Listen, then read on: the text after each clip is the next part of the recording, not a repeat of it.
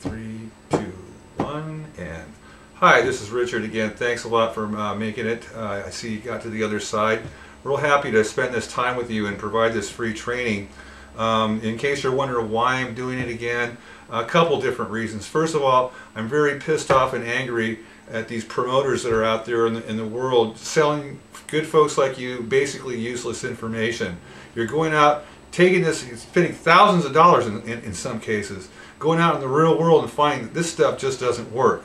Okay, well folks, that's because you're not being told by the real person. I'm a real private lender. Okay, I'm also an intermediary for a very large hedge fund. Now I'm going to tell you things, the inside stuff. This is stuff that I'm looking for. Okay, this is why we're here right now. Okay, because I'm hoping that, the second reason is I'm hoping that you'll do business with me. By providing this education and this training to you, hopefully you'll find it your way clear to bring me deals to take a look at. And by training you, I'm telling you in advance what I'm looking for, so it's easier for you to go out and navigate in the real world. Because believe me, in the real world, if you approach a real estate broker, I mean, if you're just dealing with sellers alone, this is probably not going to apply as much, because most of these guys are pretty down to earth, and it's okay. But if you're dealing with a commercial real estate broker and you identify yourself, they say, well, who are you in this transaction? Well, I'm an investor. Well, what's the next thing they're going to ask you? How much money you got? And if you say, I don't have any money, because you don't, you've just identified yourself as someone who doesn't know how to play the game. Okay, you're not an investor. If you're not writing the check, you're not an investor. You're a syndicator. You're a limited partner. You could be many things, but not an investor. Okay. Another thing they're going to ask you is for proof of funds. Okay. If you don't have a letter showing proof of funds, they're not going to release any more information to you, and you're dead in the tracks. Well, luckily for you, that's what I can provide for you. Okay. I can step in and show them proof of funds. Okay.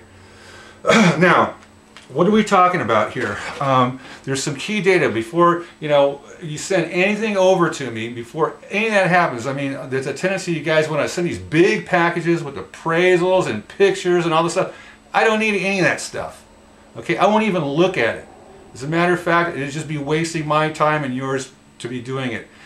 Initially, in our first conversation, there's 5 key pieces of data that I need from you to tell me if this deal is worth doing. Okay, and here they are. I want you to write this down. Number 1, what is the current NOI, or net operating income? Okay, this is key because we will only fund deals on current NOI, not the future, but what the property is worth today. Okay?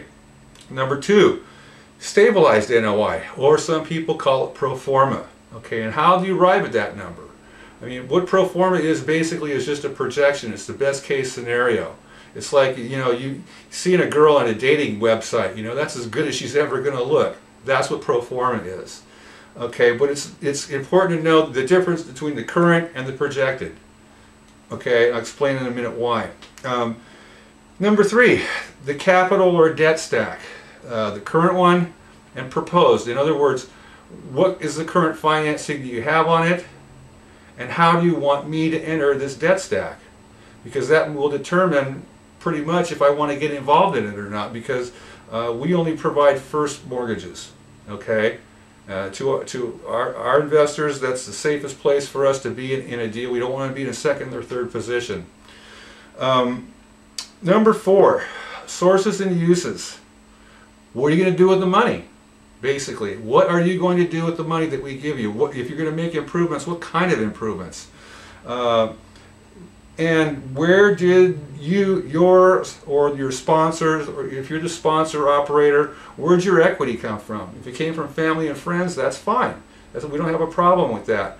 In these deals, the deal itself is more important than your credit. But let's face it, if you're a really flaky guy and you never pay your bills, we're going to look at that and go, look, I can't write a blank check to somebody who doesn't pay their bills on time, because how do I know you're just not going to take the money and run?